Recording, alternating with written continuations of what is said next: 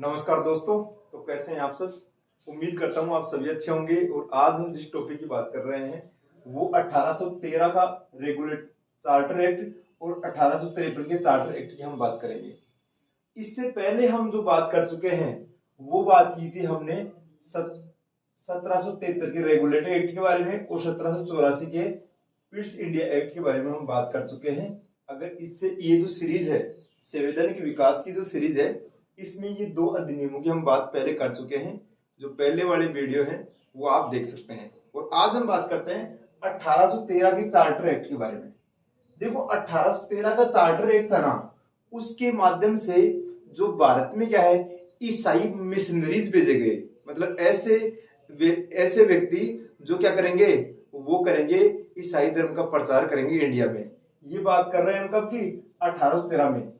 ये जो ईसाई मिशनरी है ये किसके नेतृत्व में भेजे गए, तो ये चार्ल्स ग्रांट है। चार्ल्स ग्रांट है एक अंग्रेज व्यक्ति है जिसके सानिध्य में ये भेजे गए। ठीक है। और ये जो चार्ल्स ग्रांट है इसके सानिध्य में ये भेजे गए और इस चार्टर के तहत भेजे गए। ठीक है जी। तो ये 1813 के चार्टर एक्ट में हमें देखने को मिलता है। आगे हम बात करें, आगे है 1853 का चार्टर एक्ट। ठीक है।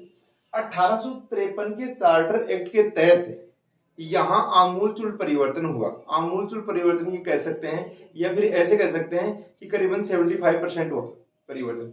कौन सा परिवर्तन हुआ? एक तो ये परिवर्तन हुआ कि जैसा हमने आपको बताया था 1773 के अधिनियम में हमने बताया था कि बंगाल के गवर्नर को गवर्नर जनरल बना दिया गया था।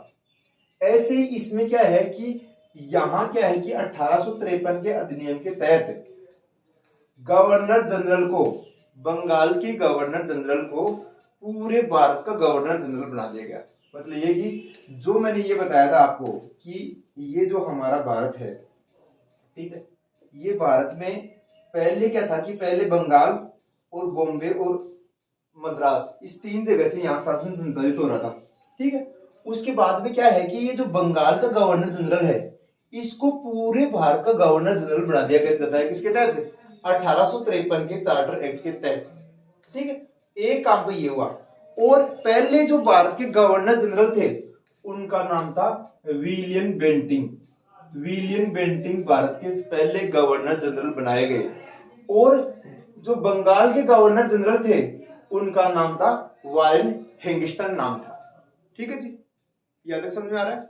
आगे हम बात करें, आगे हम बात करते हैं ईस्ट इंडिया कंपनी है इसके व्यापारिक अधिकारों को समाप्त कर दिया गया।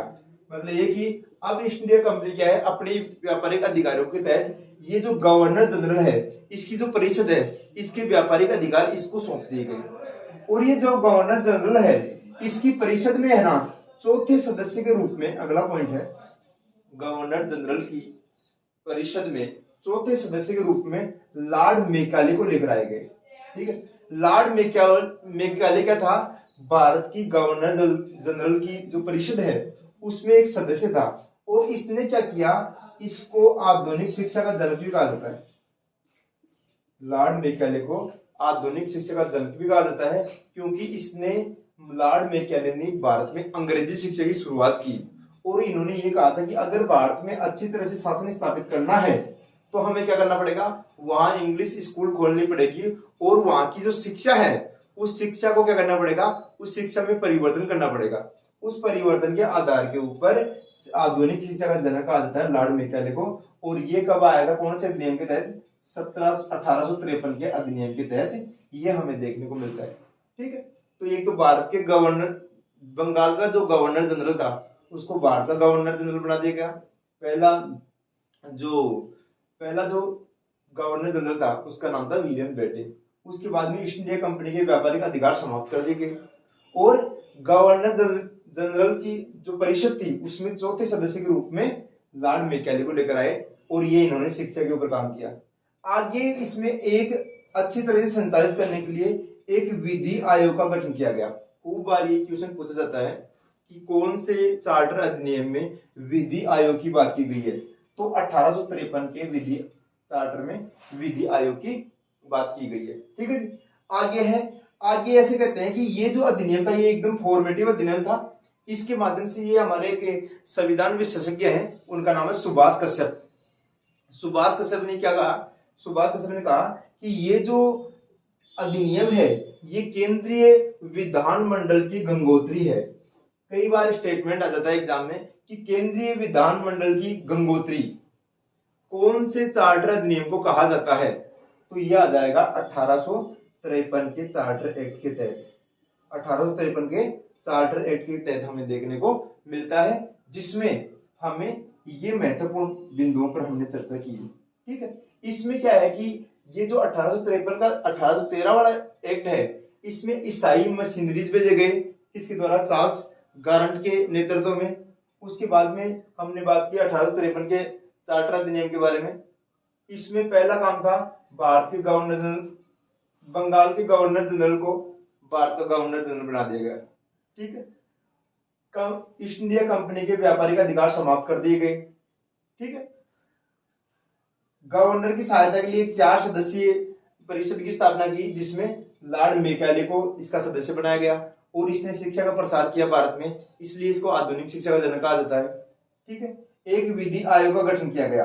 ये 3 महत्वपूर्ण बिंदु है, और इस अधिनियम के बारे में जो हमारे सुभाष कश्यप है, जो संविधान विशेषज्ञ है, इनका जो स्टेटमेंट केंद्रीय विधानमंडल को की गंगोत्री इसने कहा है। तो आपने इतना ध्यानपूर्वक सुना, इस वीडियो को यहाँ तक देखा, इसके लिए आपका आभार। और लगातार हम छोटे छोटे वीडियो के माध्यम से आपका नॉलेज इंप्रूवमेंट करते रहेंगे। आप इनको शेयर करते रहे, सब्सक्राइब करते रहे, सपोर्ट करते रहे, और कोई भी कमी और कोई भी आपको इसमें सुझाव देना है तो आप नीचे आपके लिए कमेंट सेक्शन खुला है। नमस्कार, धन्यवाद, जय हिंद।